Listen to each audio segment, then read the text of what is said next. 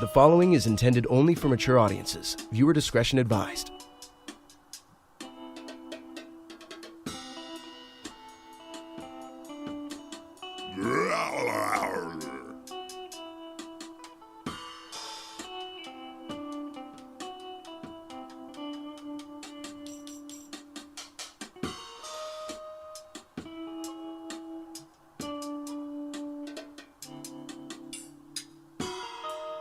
On my flight home from my latest excursion, my private jet crash-landed on a mysterious, uncharted island.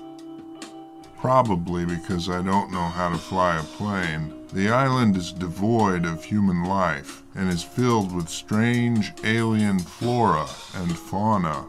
The island boasts not only lush plant life, but also treacherous mountains, mysterious forests, and majestic waterfalls. At last I had made my way from the crash site to the desolate, rocky beach.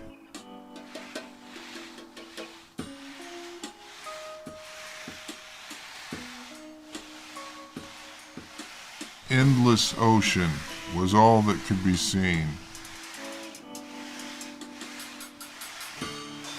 I was all alone, with nothing but my ancient laptop to keep me company.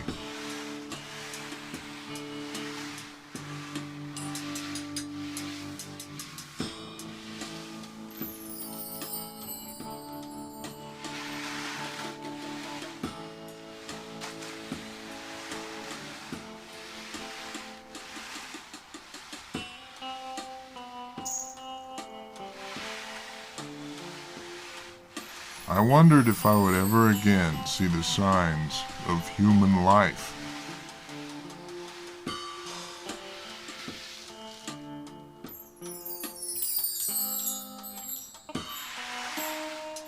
I guess it's time to sit down and play my favorite computer game.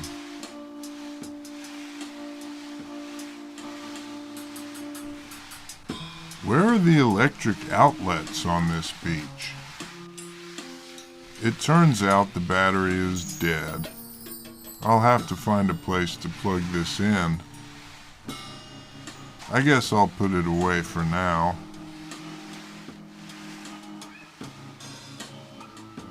I should probably focus on building a grocery store.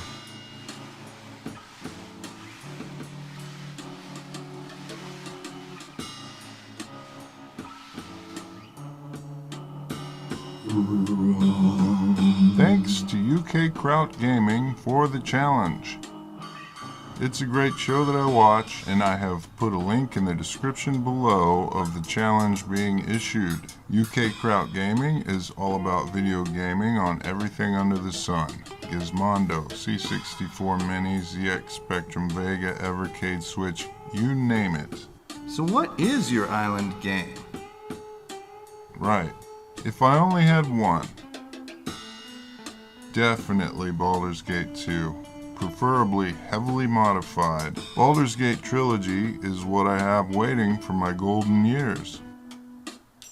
Cool. So we should do something cool for UK Kraut Gaming. Let's do that and send UK Kraut Gaming a big box full of weird stuff. Baldur's Gate 2 is Dungeons and Dragons, but without a human dungeon master and the other creeps you played it with. It's over 20 years old, and it's also brand new again because of re-releases, but keeping it running is always going to be a pain in the backside, I guess. Planned obsolescence. Exactly. But hopefully, I'll be able to play it when I'm too old to do much of anything, if I make it that far. I guess most people probably don't think about stuff like that very much.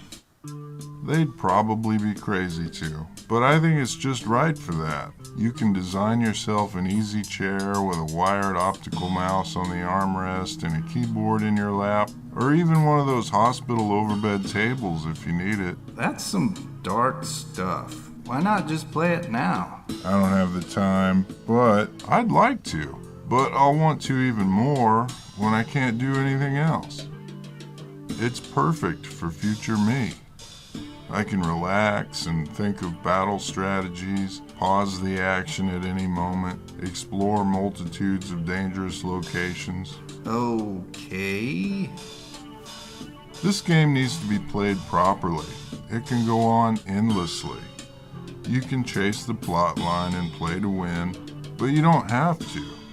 You can ignore the plot, go off grid, play as a hero or as a villain, replay it as a team of 6 gnomes, and then replay it again as a pickpocket named Fleabag. Fleabag?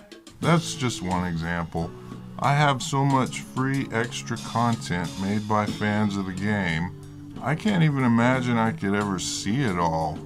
To me, it's like watching a tabletop full of painted miniatures that move around like magic while reading an endless choose-your-own-adventure book with constant, challenging strategic battles that you can pause so you can think and direct your pieces around a game board the size of a gymnasium, or something to that effect. It gets more and more challenging the longer you play. Have you ever accidentally woken up a witch with a time stop spell? Also, I already know the rules. I wasted years of my life learning and playing Dungeons and Dragons, and now I can remove the 2 things from it I always hated. 1. Relearning the same stupid things over and over so they can sell me something else. I feel the same way about everything now. And 2. Other human beings, especially anyone I ever played Dungeons and Dragons with. For show and tell today, I have 2 ancient laptop computers that each house Baldur's Gate 2. This one is a Dell piece of garbage they named, an Inspiron 5000. It has a heavily modded Baldur's Gate 2 installed. And the second is a Dell piece of garbage. It's an old Latitude. It's a Latitude C640. It has Baldur's Gate Trilogy.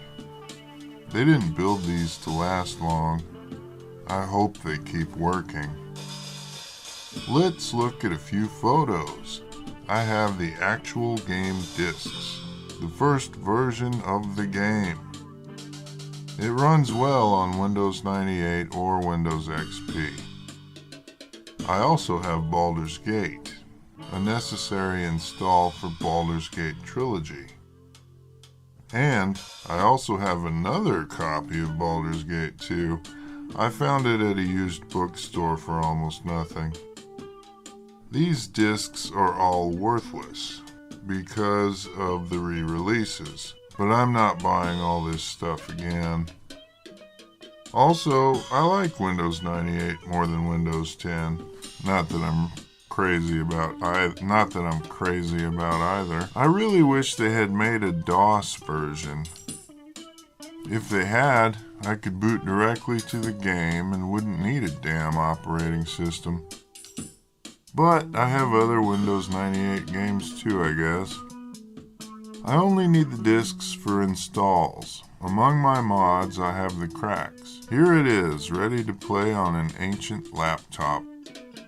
This is a heavily modded install. I prefer the mods that give you extra quests, adventures, and areas to explore. Throne of Ball is modded too. The keyboard stopped working on this one.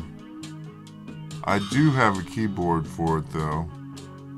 This modded version installation combines 1 and 2 into Baldur's Gate Trilogy.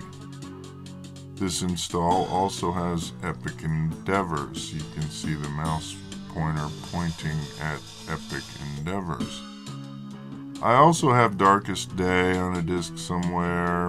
I have tons of mods. Dark Side of the Sword Coast, for example.